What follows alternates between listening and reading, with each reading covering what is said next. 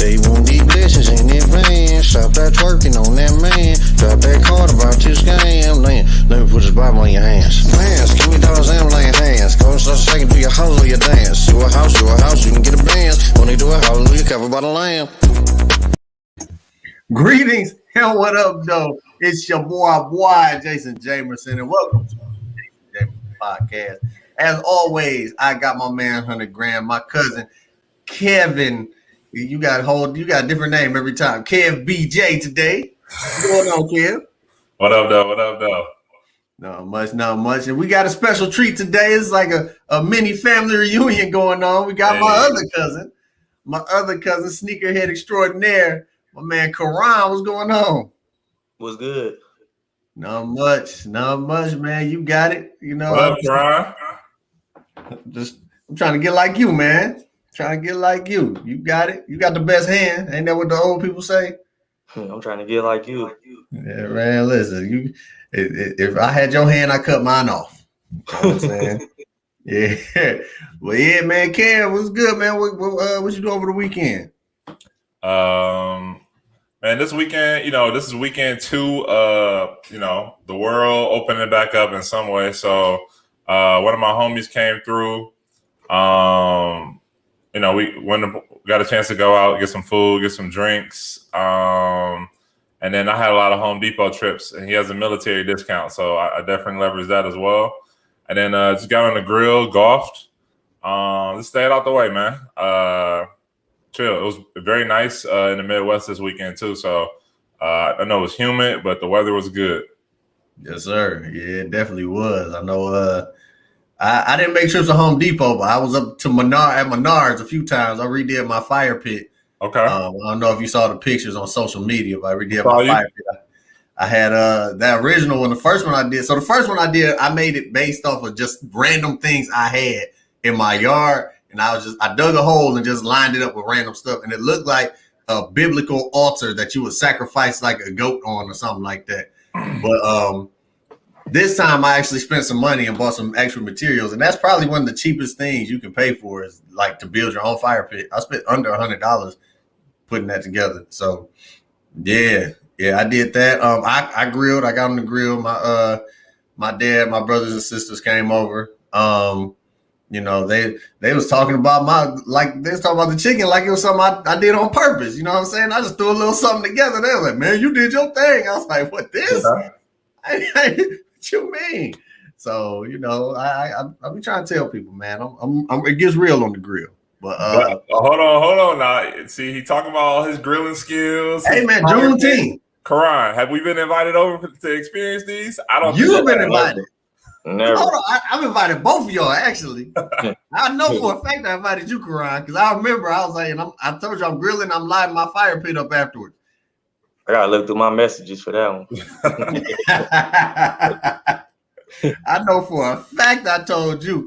I may not have told you because I may not know you was in town or not. But I know for a fact I invited Karan. Because Jerica said something like, yeah, Karan said he gonna come, he just never showed up. So man. Yeah. I gotta check that, look into that, do the investigation. Yeah, but how was your weekend, Karan? What you do over the weekend?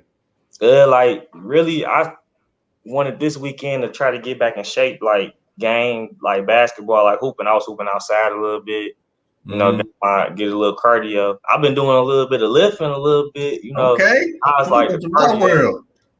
And, I see it with the cutoff. I see him. I see him. And I'm trying to, do a little something. But then after that, Sunday, my mom's birthday was on Saturday, but then we celebrated it Sunday. We had a little dinner and all that. That's about it, though. That's what's up. Yeah, man. Any sneaker drops? Any sneaker drops you copped up? This weekend, no, nothing serious really came out this weekend. It's like a break, every weekend, like all week. Last week was the dunks, it been a lot of stuff like dropping crazy. Yeah. You already know the only one I'm waiting for the rest of the year. The 13s, you already know. Oh yeah, them cool grades, them 11s. Oh, the 11s. There's some more 13s coming out this year. I think so. Yeah, you got the The red. I got the red Flints. Yeah. Yeah, I think it's another pair I've seen that's supposed to be dropping. If it officially comes out, I'll let you know. For sure. For those watching, my cousin Karan, he is one of the dudes that get me the sneakers. He's the plug when it comes to the sneakers. He's extraordinaire. That's why we brought him on here, because I needed, last time I got these shoes, I needed Ghost to give me the game. You know what I'm saying? I need to know how this goes down, because I'm like, this man got to be making all the money. I just need to know how to get into the game. You know what I'm saying? So, and it's not just you, man. It's not just you. It's the whole city. I know everybody be hitting him up trying to see what he can get and do. It's part of the culture, part of the vibe, and it's a hustle too. It's I definitely see it as entrepreneurship for sure. Yeah, most definitely. Because especially since the sneakers app be acting on all kinds of crazy. Sneakers app don't never want to see nobody win. So, to have that plug, that's beneficial in the mud, man. It's super beneficial. So, right. So I'm gonna get right into it. I had some other things I was gonna talk about my weekend, but we here now. We here now. So I want to know, how do you get into this? How do you get into what is the secret password you got to know to go up to a sneaker, a gym, a Foot Locker or a Champs or something like that? Like, what is the code word to make me be able to get multiple pairs of limited edition sneakers? You know what I'm saying? Do I got to walk in there and say Hail Hydra or something like that? Is it a secret handshake? Or how does this work? No, I actually got into it like a while. I always was into the shoes like since I was younger. So like I've built relationships with like different people from different stores, from like 10 years back plus. So it's pretty easy to get pairs. It's just like word of mouth. You got the sneakers app and all that stuff. So sometimes you luck up and hit on that. But sometimes like I pay more than the price. You know what I'm saying? Sometimes you gotta, if you really want it, you're gonna have to you might have to pay a little bit. But it's ways to get them, like with Foot Locker, they got like a flex app situation. So Foot Locker, Champs, Foot Action. The more money you spend at the store, the better chance you will have to actually be able to cop these releases that come out. So like if it's a hot shoe that actually come to the city, I'm like basically a millionaire in the Flex app. So I'm guaranteed to get a few pairs of those just off of my account. So that's one way. That's another thing I was going I did not know until what pair was it? I think it was the Adapts came out, or one of them came out that they didn't drop here. And I did not know that they don't drop like all of them, and like I thought they would at least be like at a specific location or a specific store, but I didn't know that they don't. There's certain ones that just don't come here. Yep, some of them go to Chicago. That's like the closest to here, and sometimes I drive all the way to Chicago to get pairs because if it's worth it. If it's worth like I can make like $500 on them or something like that, I drive and then make it like a little trip. You can go to Chicago, have a little weekend getaway, hook up. Yeah. And, make some money at the same time. So you broke even. Yeah. So on average, like the ones that's been coming out, has there been any this year that's came out that's just been like besides those ones? I know them baby blue ones came out and everybody was on them. But besides them, has there been any other pairs that's been like everybody been trying to get? The 11s for sure. Those the low 11s, they did very well. The white, the Columbias. Yeah, I just can't wear low tops because my ankles are terrible. I'd bust some shoes wide open. Ones have a higher demand, but the 11s are the GOAT. The 11s and the 12s are the GOAT. Like the ones are just limited. That's why the ones are so hot, because they're just so hard to get. Like stores might only get like one pair in each size, but like the 11s, they get way more pairs. So the 11s are way more popular. Yeah. See, I didn't even know all that. I found out the 13s ain't even really that popular, and that's how I'm able to get them all the time. And they make more pairs of 13s as well. But I'm glad they do, because them boys is one of the most comfortable shoes I've ever worn in my life. But they are still more popular than the ones too. Like the ones actually used to be an easy to get shoe. Like I have like probably 30 pair of ones personal. Mm-hmm. But it's a shoe that I like to sit on. Like ones, I still got.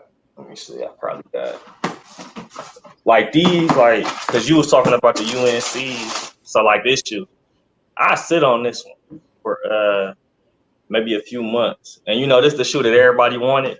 Man, yes it is. Yes it is. Everybody, including myself.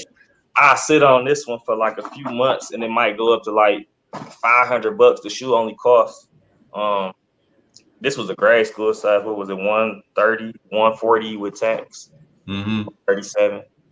You could probably right now it's probably going for about 400. But if I wait till like Christmas, it'll probably be 500. So where do you like? How do you determine, like, personally? Because I've seen people who resell shoes before, and sometimes they just come out the gate taxing. Sometimes they just be like, I'm trying to get rid of it. But like, how do you personally gauge how much you gonna charge for a sneaker after you like your resale value? It all has to do with demand, like how hard it is for me to get the shoe. That's where I get my price from. I don't look at StockX, Go, or none of that, eBay. I usually could just come up with a price just by like the demand, how many people trying to get it, and how many pairs I can get like for retail. If I can get a lot of pairs for retail, then I could probably do it between $50 or $100 on top of box price. So if I get it for retail, maybe I sell the shoe for $250. A shoe that I paid $200 for, or a shoe like the 11s, I'm for sure I could get a lot of pairs of them, but I'm gonna still do like $100. I'm gonna sell them for $300, just because I know they're gonna still fly off the shelf just like that. That's this man, the Frank Lucas of sneakers, right here.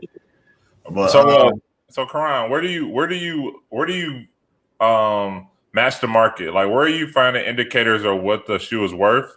What platforms? Y'all mentioned StockX earlier. Are there other platforms that kind of help you understand the value of a shoe at a given time? I mean, I'm pretty good at it. I mean, if you want to, you can look at StockX to try to determine like how much the shoe is worth. Because I know some people will buy them and just sell them on StockX.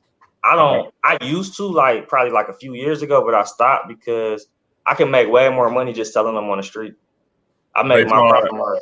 Based on you get more money for it, or based on like them taking a commission? I can make way more just off of selling them in person. Okay. And I can and the only thing I don't like is like doing the meetups and all that all the time. But if it's like people I know, I'm cool. But sometimes you gotta meet up with people and stuff like that. Where's like a safe place to meet people at, especially if you don't know them? I've always heard like a Target, police station, stuff like that. Are you using Walmart like that? Yeah, Meyer, Walmart. Yeah, I mean, you want to go to a lit up with cameras and all of that type of spot. I haven't really had any issues with like with robberies or anything like that. But usually when I'm buying from somebody, like, cause I'm middleman too, so I buy them from somebody and sell them for higher sometimes. They usually want to meet at like the police station if they don't already know me or something like that. So the police station got like areas now where you could do like offer up meetups and marketplace and stuff like that. Yeah. No, I know they've been doing that for a minute. I know that's where they sometimes people be like exchanging children, like the baby daddy dropping the kid off to the baby mama at the police station and stuff like that. But yeah, man, so what is your? I know you say you're a fan of ones. What is your favorite sneaker that you own, and then your favorite sneaker that you have not gotten to, like that has eluded you? I got my favorite shoe. Like my favorite shoe, my favorite Jordan is the retro one, and I also like the SB Dunks. So I got all of my shoes, all of my favorite shoes I have. I don't have any thing that I would really want to get. Ain't it a blessing? Yeah.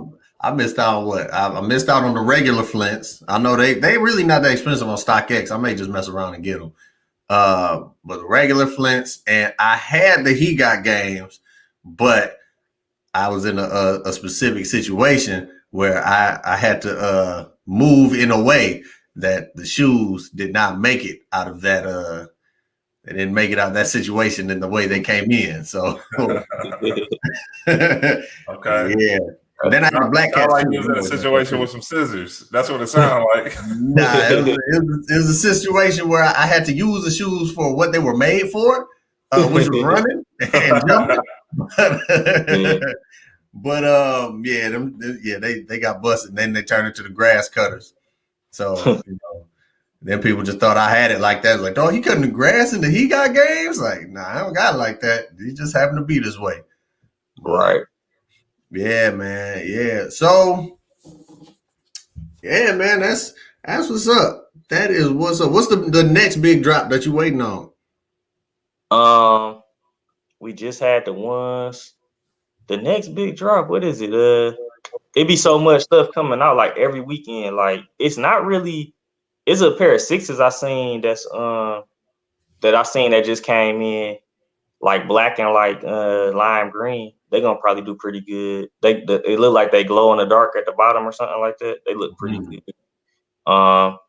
It actually they took it like the last 2 weeks have been a break. It been big. Like last week was Dunks and Jordan's really. I think probably next month, the start of next month, it'll probably be some more coming out with those sixes. It'll start off with those sixes, but it's a women's shoe coming out this week. Some threes. They pretty decent. I think they're gonna do pretty good. Like the retail for like you could probably sell them for like $250, $300. But it's a women's shoe, and it's not a one. Women love ones, but like with another retro, they might not be so sought after that shoe. So we'll see. So it's like it's an investment game, like a stock game too. Like when you look at it, because every shoe not gonna do good. So it's a gamble, So, yeah. But I got clientele, so I can sell anything. So whatever I get, I know I can move it. So yeah, that's the Frank Lucas of shoes, bro. Frank Lucas got the Blue Magic on deck. So let me ask you, Karan. You said it's a business, a portfolio. You're in it for the love of the shoe game, but also it's profitable, right? Can you help us understand, as a business owner, what do you do with those profits? Are you just only reinvesting it in the same business, or are you taking it to other endeavors? Yeah, so basically with the shoes, I'm basically just like I would all of my profits, I just buy more. So I use it and I buy more and then, build up, more and more inventory. And so the more shoes you can get, the more you can buy. But also I got like, goals and aspirations to go into real estate as well. So like I've been looking at properties right now. It's not really a good time right now, but I've been still like, looking out there. Especially like I did pretty good the last few months, like really since last summer all the way to now. Been doing pretty good. People been really buying, really messing with me for real with the shoes. Okay. I've really been blessed with it, with the sneaker game. Everybody been copying. People I ain't never seen buy shoes before been buying shoes. So. Yeah, I know a lot of people been on it. Like they've been going crazy. Yeah, man, them PPP loans been it's going to their payroll. You know what I'm saying? Between that, people got a lot of extra money right now that they don't know they're gonna have to pay back. But it ain't all about it. It wasn't all about the money for me. It's like the more I make, the more I can give. You know what I'm saying? Give back to the community and stuff like that, and give to charities and things like that. So I get blessed. I like to bless others and stuff. So that's real. I got one more question for you. So thinking of the shoe game, the sneaker game, it's super connected to music, entertainment, trading cards, things like that. Have you gotten into like NFTs or crypto or things like that? I see a lot of people, especially with the trading card and the shoe game and stuff like that, are getting into that and flipping in those ways. Is that something you're considering or you're hearing about?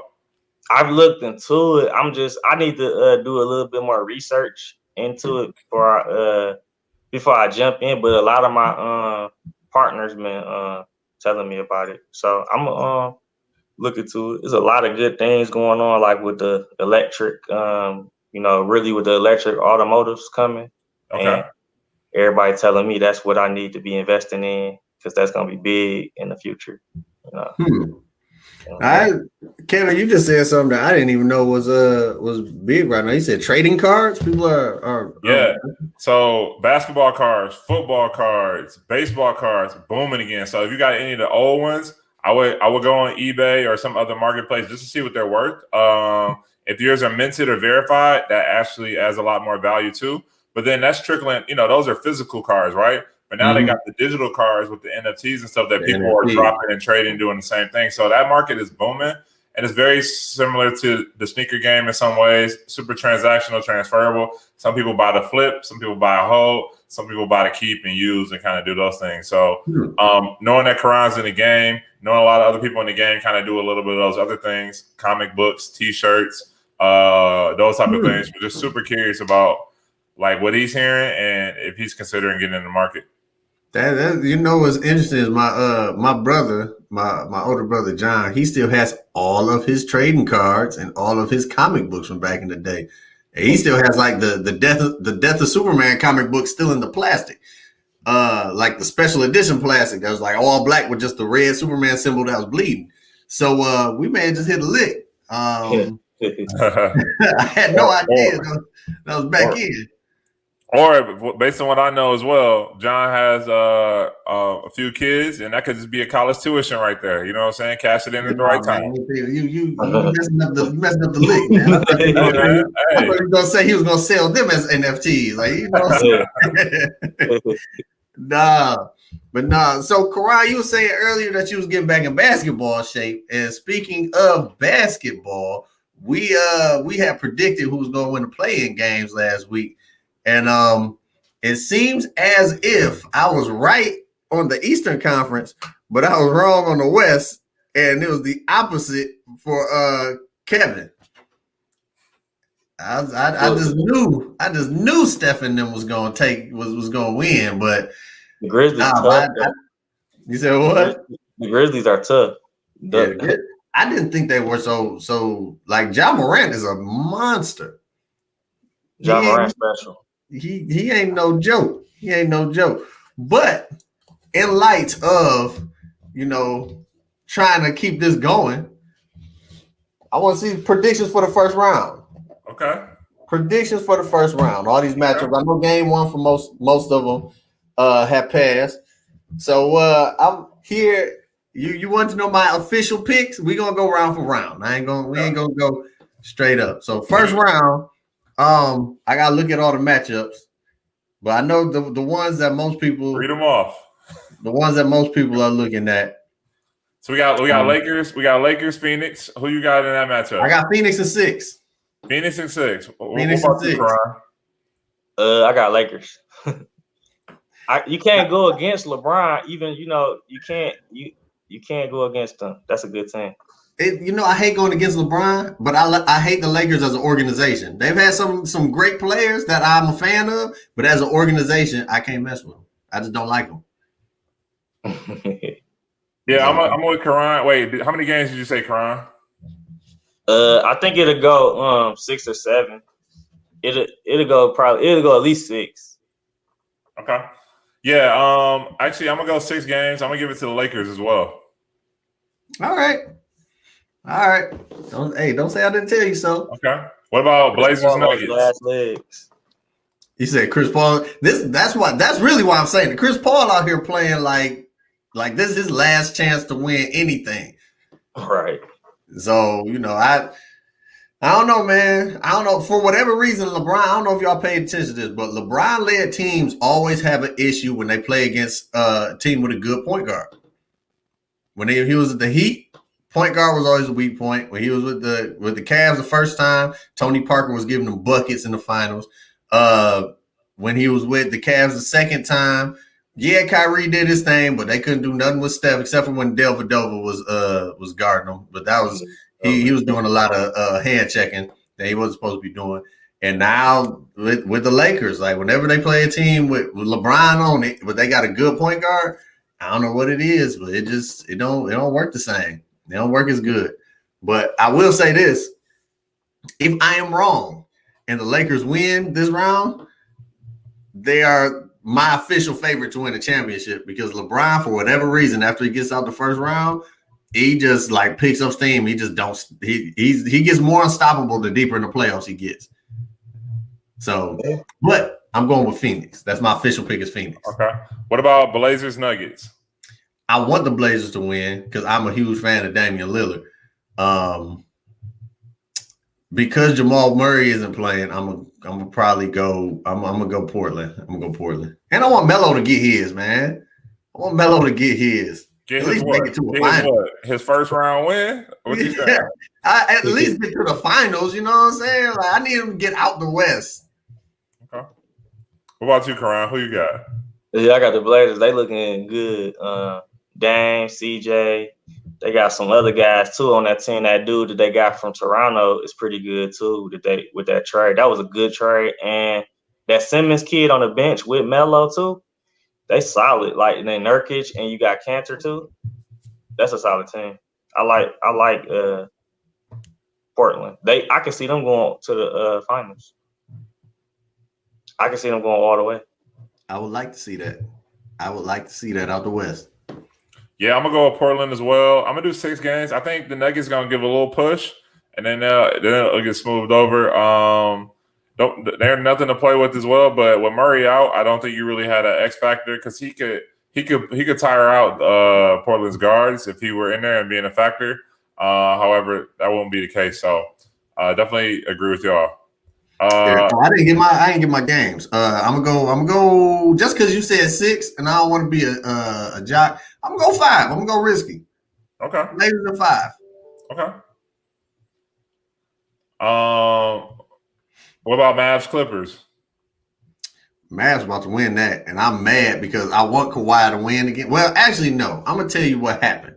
I wanted Kawhi to win until Paul George came over there, and then I was like, "Come on, Kawhi." I am not a fan of Paul George. I'm not a believer in Paul George. Playoff P does not exist. Playoff P is an insult, as a matter of fact. It should be, because when he's in the playoffs, he chokes. He doesn't do what he's supposed to do. So I originally wanted Kawhi to go over there and just win another championship with another team.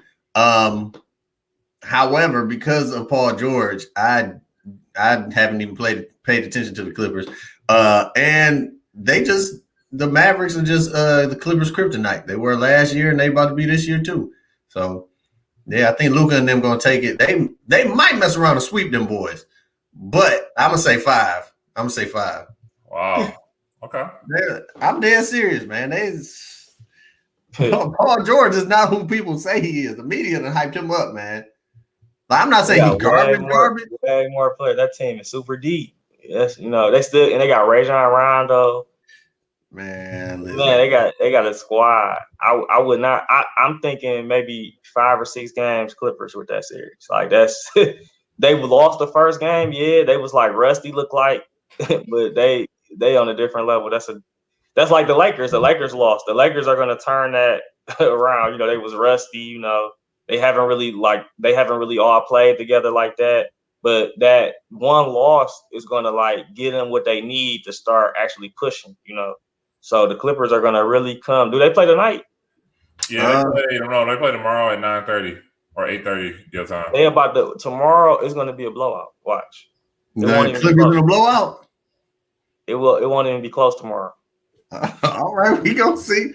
If I don't know how long if this series could last a week. If it's a sweep, is it gonna be a week? Can it be over by the end of this week if it's a sweep? No, it's probably like Monday, Tuesday. Monday. Dang. If it's a sweep, you coming back home here. I would say I understand the power of the Mavericks. I'll say if the Mavericks won this series, it would go to 7 games. That's why they would have to win it. However, if the Clippers win, To me, I think it'll still go to 6 to 7. So I'm gonna pick the Clippers in 7. That's what I'm gonna pick. I got the Mavs, man. Mavs in 5. They're gonna be tied. It hurts me to say that because I'm a Kawhi fan. Like for a minute, that was my favorite player. I that's one of them dudes that you know how you own him before anybody else is, and everybody else see how good he is. You be like, man, I've been on him, and everybody think you was a bandwagon person, but yeah, I've been a Kawhi fan, but still. Okay. Well, we got one more for the Western Conference, Grizzlies and Jazz. So we already kind of shot some affinities to the Grizzlies earlier in the play-in. But they're going against the Jazz, number 1 seed. Just a really balanced team. The Jazz are, I would say. What y'all thinking here? I think if Donovan Mitchell plays, it's going to be Jazz in 6. I know he didn't play the first game, and they talking about potentially holding him out the second game. But if Donovan Mitchell plays, I'm gonna go Jazz in 6. If he does not play, I'm gonna go Grizzlies in 6. Grizzlies in 6, Donovan Mitchell or not. It's over. Oh, really? Jazz don't have enough. Like that's a defensive team. Even with Donovan Mitchell, that's all you really have. Like, okay, Brogdon, Bogdanovich, or whatever his name is, he had a decent game, but he's not doing that every night. You know what I'm saying? So Donovan Mitchell's gonna have to get like 40. He's gonna have to average like 40 to beat them. You got Jamerson, that Brooks kid, Jaren Jackson getting his game together. He been out. Tillman coming. That's a squad right there. I'm scared of them. They do got Clarkson on the Jazz though. I like Clarkson. 6 man of the year, he won today, right? I think so. He a bucket. Yeah. Are we on Eastern Conference now? I'm picking the Jazz, man. I'm picking the Jazz in 7. Regardless? I'm picking them in 7. Regardless of Donovan Mitchell's health? Yep. This is bold. This is a bold prediction. Hey, man. That's the only way they can win. The Grizzlies, I want them to – I love the jump that they made. I don't think they have it to carry it through. And that's kind of where I'm at with it. I think a good start, warm. I think the Jazz could just turn it on or just compete to the same level and win out the games. So, all right, that's the West. That's the West. Hey, I see some faces. Hey, next week we're gonna see where the series are. We'll talk. Karan comes back next week, and then we're gonna talk about it some more. But let's do the East. I think this is more interesting matchups here. Let's do Heat and Bucks. So with the real quick with the East, and I was just talking to a friend of the show, Devontae Jordan, earlier today. He once again had to work at Taco Bell. I don't even know if he be saying that he work at Taco Bell, and that's why he's not able to make it to the podcast. He picked up that shift, and they he had to make a run for cinnamon churros. But I was talking to him earlier today, and I was telling him how the East is probably the least predictable. Like the West seems more like, it's like the teams that are supposed to win are probably going to win in the West. But the East is like, it's a toss-up. Like, it's the Heat and the Bucks. The Bucks are supposed to win, but last year, actually, no, ever since Jimmy Butler took the bums in that practice and played against all the starters on the Minnesota Timberwolves, I've been a fan ever since. Like, the way I talk about Paul George now is how I was talking about Jimmy Butler before. But ever since then, I'm like, yo, Jimmy Buckets is my guy. So I'm going to go because the Bucks won game 1 or the Heat won game 1. The Bucks won with the Bucks won game 1. Middleton. I'm going to go Heat in 6. Bucks in 5. Yeah, I think Bucks in 5. In 5. Because you gotta look, the Bucks is like what they the second best team in the East. Giannis, they ain't even play good the last game. The Heat played the best they was gonna play that game. They should have really won that game. And the Bucks played as bad as they can play. That's a deep team. like they got like 12 players. That's solid. Yeah. The Bucks are first round wonders and second round blunders. They don't never make it out the second round no way. So even if they do win this round, whoever they play in the second round, I don't trust to pick the Bucks at all. But yeah, I'm gonna stick with the Heat and 6. Heat and 6. Celtics Nets. And that Just tell me the number.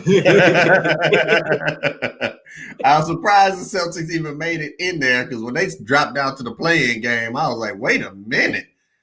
So I want to say it's gonna be a sweep.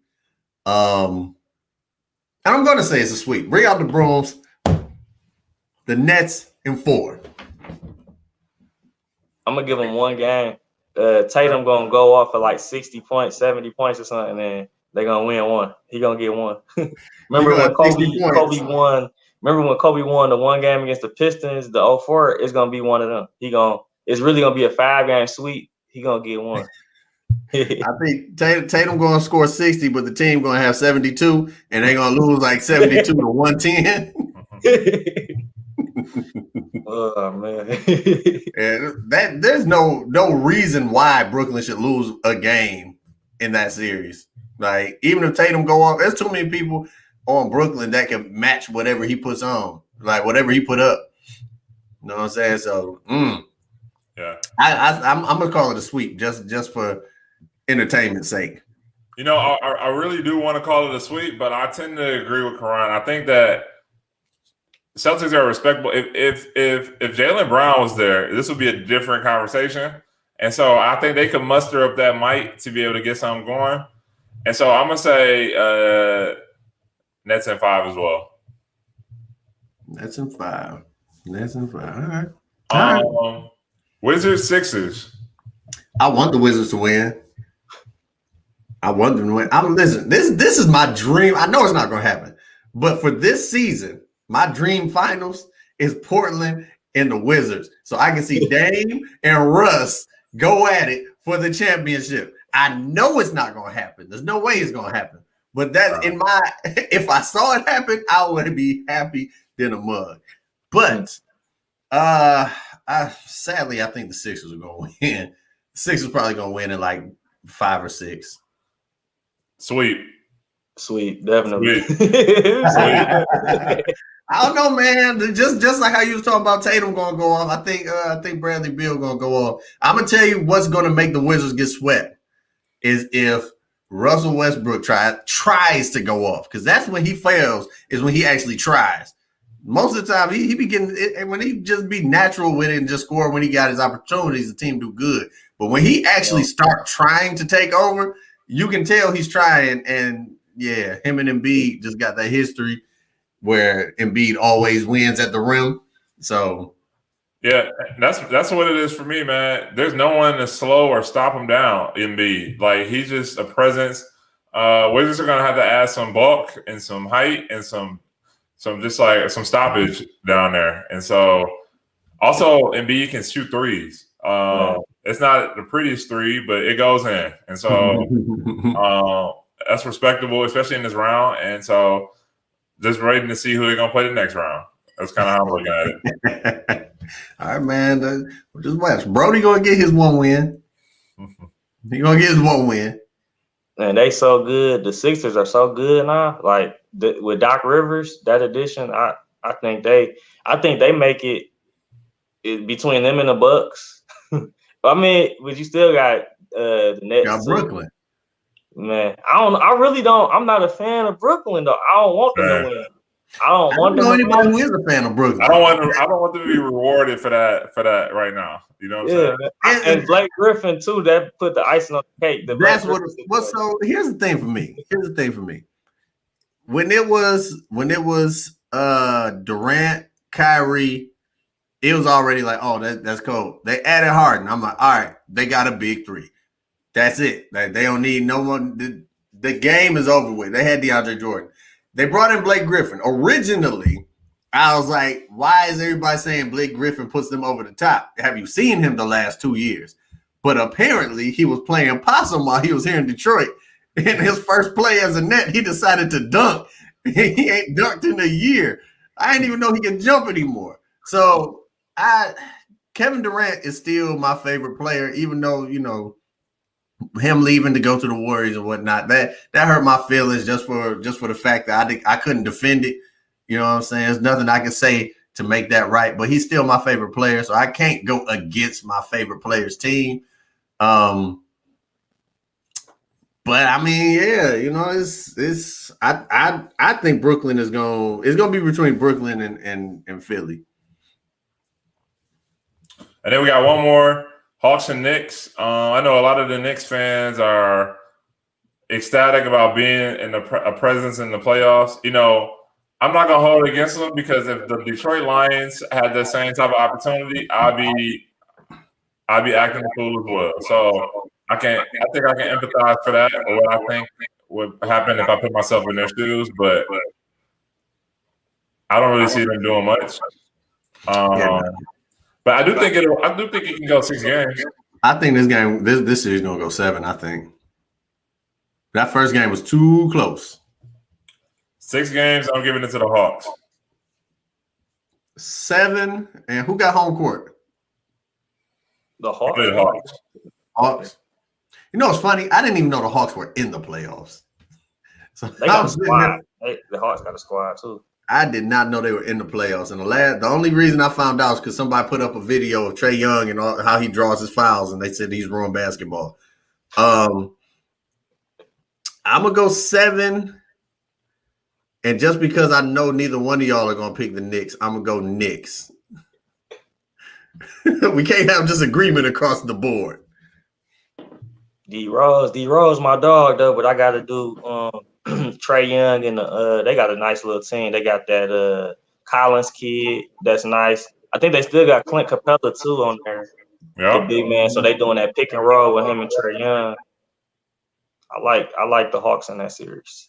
It'll probably go 6 games though.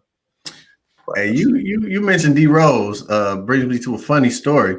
I was this close to training D Rose's wife. Oh yeah, he was here in Detroit. I was very close. Somebody shouted me out. She was saying something about working out when she came to Detroit, and somebody shouted me out. They was like, "You should train with Jason, the Jason Experience." And she was like, "For sure, let's do it." And I guess the person never followed up with her or whatever. And I was like, "Dang." Threw me off. But you know, it is what it is. It is what it is. I've trained other celebrities, so I'll save those stories for another day. Real quick though, before I know we 43 minutes.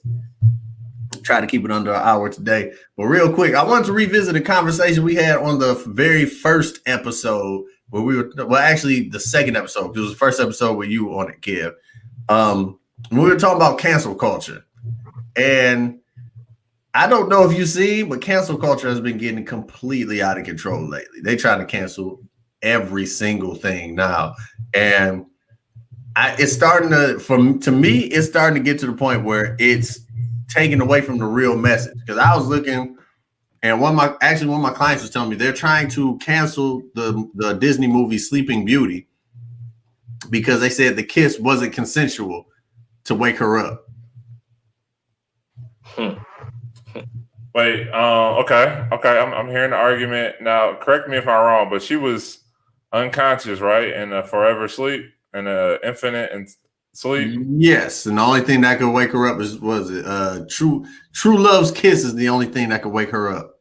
Okay. Which also says something too. If it's true love and it woke her up, I mean, I don't remember the last time I asked to kiss my wife. You know what I'm saying? She sleep. I'm just taking one. Yeah, man. You know, this is definitely one of the areas where it may be a little overarching, overly broad, overly applied as well. This is not a true story either.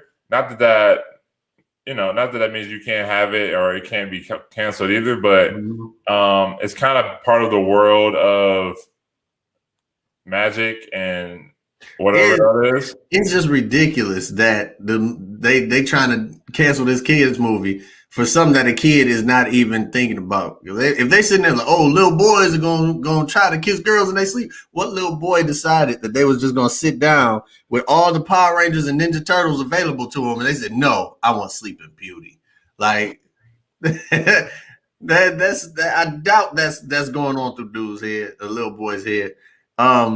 They also are trying to cancel or get them to change the name of the candy bar Payday. Why is that? Because they said it's offensive to people who do not have jobs or who are not working. Okay. And what was the other one? I saw another one where they said, well, they already tried to cancel the dog from Paw Patrol. I don't know if you remember that. The one that was a police officer. I think they did cancel him. I don't think he's on the show no more. Wait, what did he do? Or she? It was just the fact that he was a police officer, and it was right after George Floyd and some other stuff, and they was just like defund anything with a blue hat on. Okay.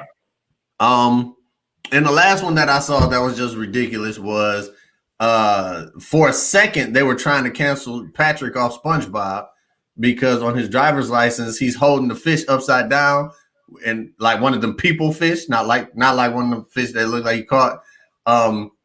And they said that implies that he murdered somebody. What? Like animal cruelty or something like that? They said it just implied that he murdered somebody, and they want to cancel Patrick Starr off SpongeBob. Yeah. For of all the reasons they want to cancel something on SpongeBob, that's the one. Like SpongeBob and Patrick Booty be out every other episode, and they ain't said nothing about their kids being affected by that. But they said Patrick with a upside down, holding a fish upside down in his driver's license. Oh, he murdered somebody. Like they doing too much, man. I'm curious as to who the they is. Like the collection of they. Like I'm on the same page. Like that's exactly what I'm thinking. I'm like, who is orchestrating all this canceling? Like I'm 98% sure it's not black people. 98% sure it's not a black person for the majority of these cancelings. Donald Glover actually said something recently. He said that what did he say? He said white people need to stop canceling stuff on our behalf, thinking that it's helping us out. Like white people be getting more offended to black matters than black people do in certain instances, and they just, oh no, it shouldn't be like that. Where black people just be like, I mean, it is what it is. If that's what they want to do, if they want to put raisins in their potato salad, let them put raisins in their potato salad. I'm just not gonna eat it. Where white people are like, no, it's no raisins in potato salad anymore. Cancel potato salad as a whole, you know. So I do want to know who these groups are who decided they were just gonna start canceling stuff, because I personally have no idea why some of this stuff is such a big deal. Yeah. I got a hypothesis that most of it starts on Twitter, Facebook, or Instagram in the comments, and then it kind of just trickles out. However, I do think there are some good things that do start in the comments on those pages, especially on Black Twitter. You really get a great narrative of things going on for there. But I definitely think that everyone's trying to show that they have some type of power and influence, and so it sounds like there's a lot of bandwagoning. But you did mention some films and stuff like that. I do think that there are some films that when we were growing up were definitely offensive to people and culture and things like that. And so there's definitely some things that should have been canceled or reviewed or re-edited or not shown, or, you know, you put the little mature audience thing on it. But then when we talk about Sleeping Beauty, I just really think that may be over-inclusive. I haven't watched it in a very long time. It's not a favorite of mine. So I'm not super familiar with the scenes. So, yeah, it's real boring in the first place. That's why it needs to be canceled. It's just a boring movie. But it's funny you brought that up. You said some of the movies from back in the day. They also tried to cancel Gone with the Wind. They actually semi-worked because HBO Max took it off of the streaming service. Yeah, I think that was a fair one. Yep. You think so? So here's the thing with that. We got about 10 minutes to play around with. Here's the thing with that. And chime in if you feel inclined to, Karan. Do you feel like just because it should be taken off because it was some racial stuff in it? Or do you think it should have been taken off because it was unnecessary racial stuff, because you got to remember when the movie was made and the time that they were depicting, that stuff was going on.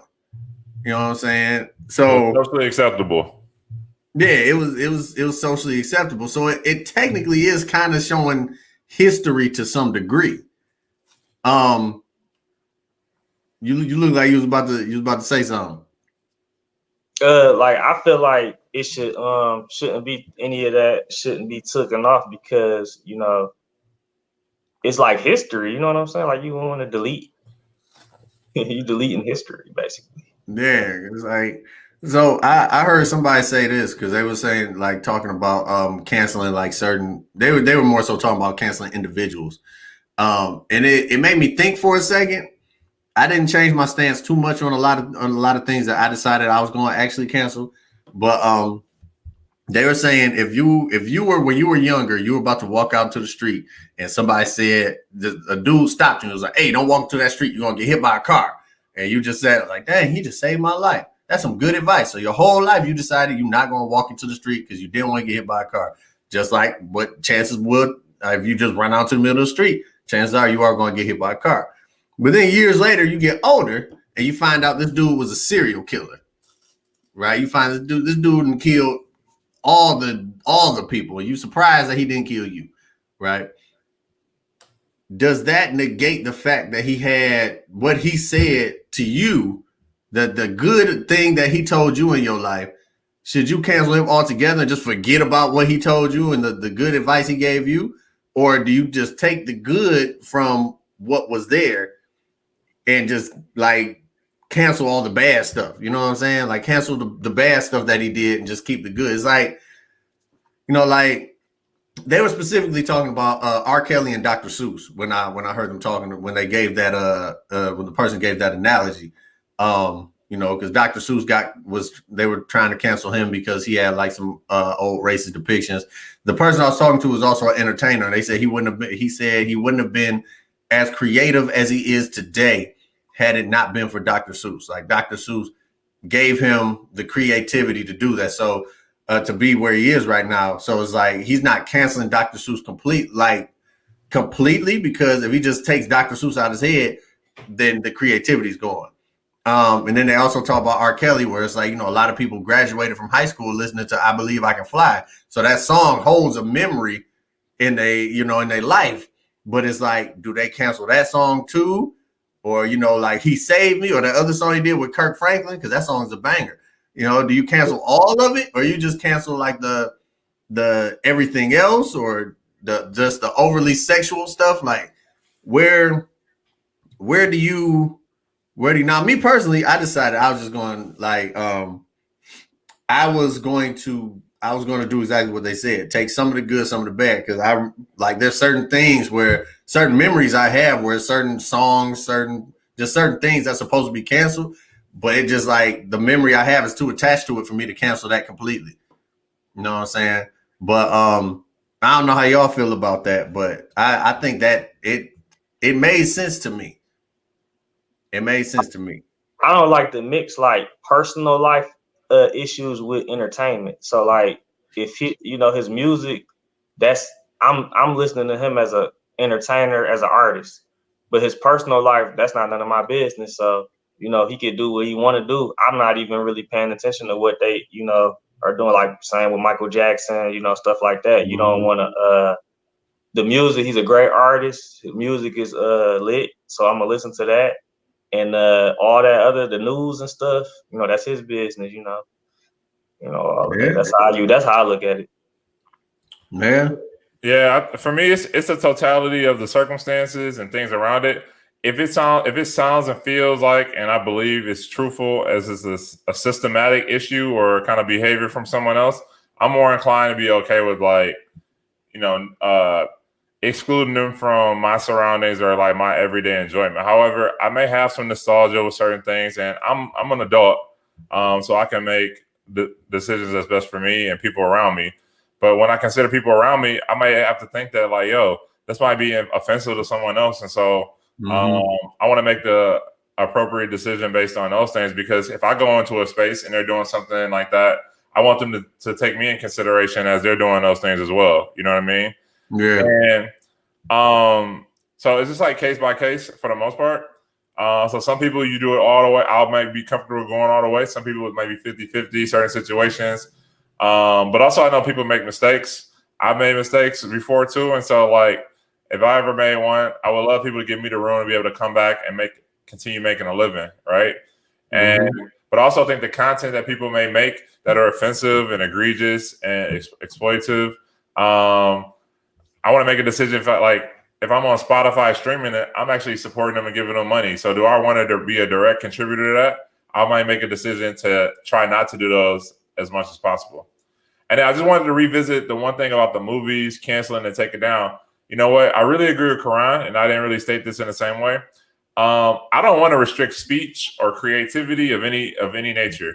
And so my thing is with certain things like the Gone with the Wind and certain things like that, when we know it has those elements that can be traumatic and triggering to people and can really hit certain things, hey, just put a warning. Let people know what it is that they're getting themselves to, because really we have these rules for children primarily to make sure they're not exposed to things that they may not necessarily be ready or developed for. But then also for people who of different experiences, like you want to be able to control the kind of experiences you have as well. And so that's why the MA on a movie or art, all those type of things are letting you know you may be in store for sex or cursing or violence, those type of things. I want those type of, put a double R, real racist. You know what I'm saying? That would be super helpful for me. Real racist. But the movies do that now. Like, and it's amazing that they like it'll say rated R for, you know, strong language, sexual situations, blood or like violence and gore and stuff like that. And it's amazing that some people just don't pay attention to it and then get mad after the fact. Because like when I went and saw Deadpool 2, there was so many kids in that movie, and the parents just seemed so outraged that the movie was what it was. But I'm like, it's rated R. You know what I'm saying? But to your point though, Donald Glover also said this in that same article that I mentioned earlier. He said that's why a lot of movies these days is trash, is because Hollywood is scared to take risk and be creative because they're scared of getting canceled. And I've seen that quite a bit in the comedy realm. Like, you know, I've been getting out and doing comedy more often. So I've seen a lot of people like tailor their take, bring their jokes back. They're either all the way there to the worst point, like, you know, like their whole set is like, you're going to get upset about this and I don't care about it. Or it's like there's certain jokes they tailor back so that it's more politically correct. And that stifles creativity, in my opinion. You're not letting the creative person be who they are. You know what I'm saying?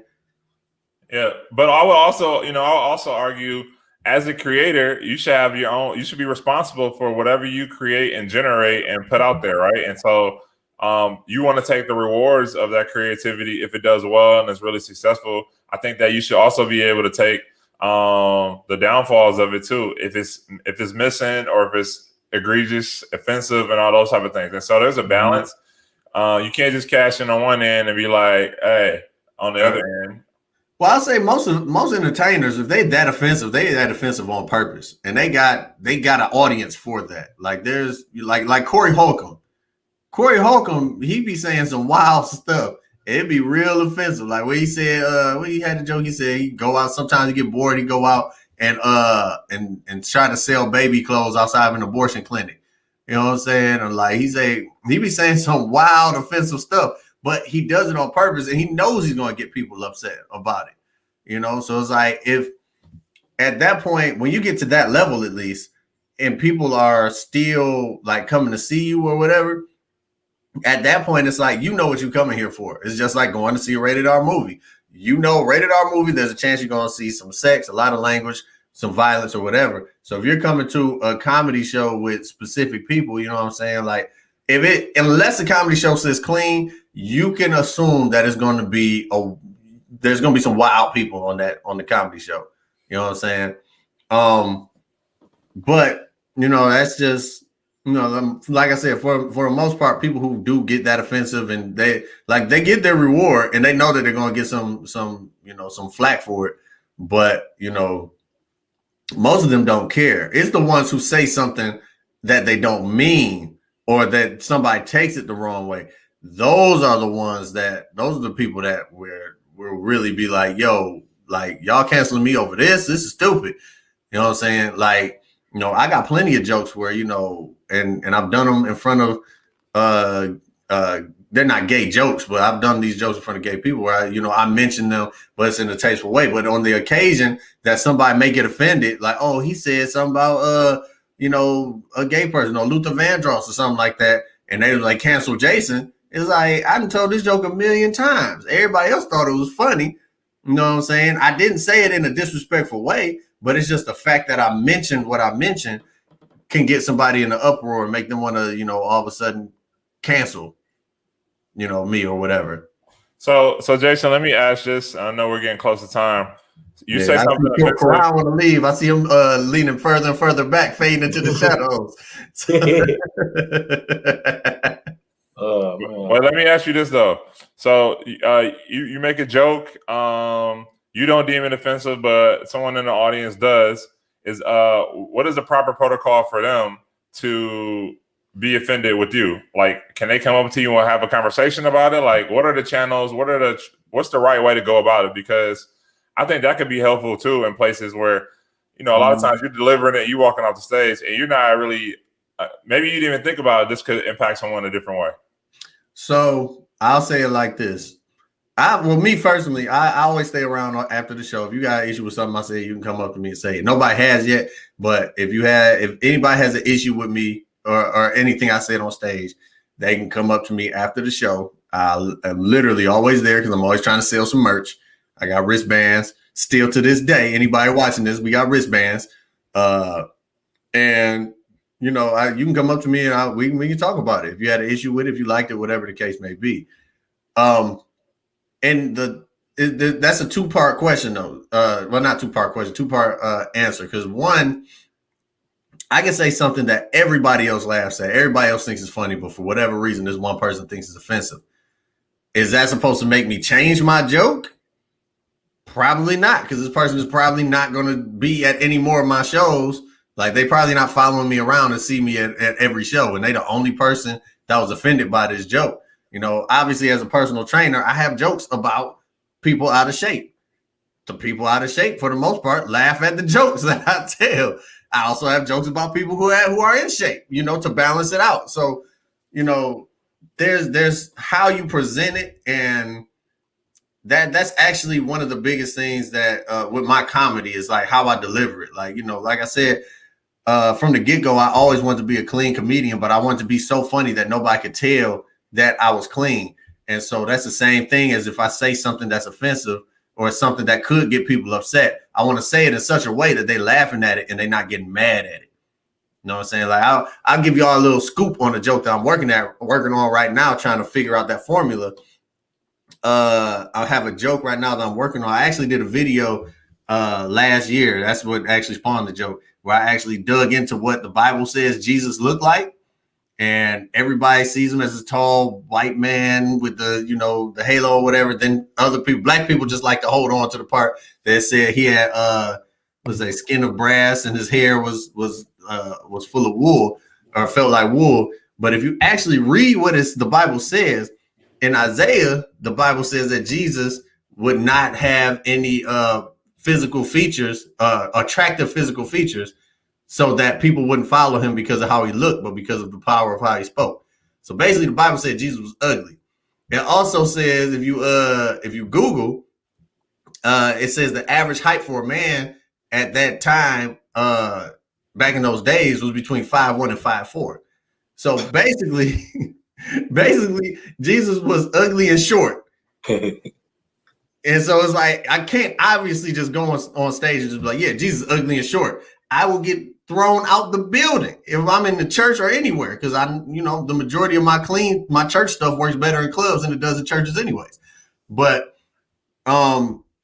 it's how I deliver that information to them that's going to make the difference. You know what I'm saying? It can't be offensive to the point where, like, yeah, Jesus was ugly and short. But like, the way I set it up, the way I deliver it, and then the way I come out of it is going to make all the difference. Okay. So appreciate that. When I actually finish the joke, that may be the I may finish the joke, record it, and then have that as the intro to the show next week. You never know. Never know. But listen, y'all, it's 9:15 my time. So Karan, go ahead and tell them where everybody where they can find you. Just in case they want to, if you got some 13s or them cool grades, just remember you got me first. You can find me on Facebook, Karan. They got my name on here. You can see I got my name on here. Yeah, your name on there. My last name, Denaro. And you can message me. They can message y'all too. They can message Jason Experience. They can message Kevin. Put it on, set it up, man. It's funny how even my brothers, even though it's the Jason Experience, everybody say Jason the Experience, and y'all making me sound like a porn star. So I'm gonna need y'all to get it right. I need y'all to get it right. I got the shirt too. I'll be wearing a t-shirt. Yo, what up? So you can follow me on Instagram at Hercules Jackson or on Twitter at _KevB_. Did that event already happen that you talked about last week? Yeah, so appreciate that, Jason. So on June 3rd, I am hosting a fundraiser for People Serving People. It's the largest homeless shelter in the city of Minneapolis. We're helping the kids go back to school. They're concluding their normal school year, but they will be doing summer school as a lot of kids are behind throughout the event. And so if you're looking to just join the event, it's 20 minutes. It's a breakfast. It's 20 minutes. The kids will be sharing what they've done throughout the time. Go to peopleservingpeople.org and just kind of join in and break some bread with us in the morning or eat some Cinnamon Toast Crunch with us in the morning. Additionally, Embrace Sports. We're having a soccer and track league at Tyndall Community Center, which is on the west side of Detroit, off the mile. So bring your kids, bring your family, sign them up. It's pretty affordable. It's less than $20 for your kids for the summer. Just bring them through. We're trying to get them right and trying to get them ready. Yes, sir. Yes, sir. All right.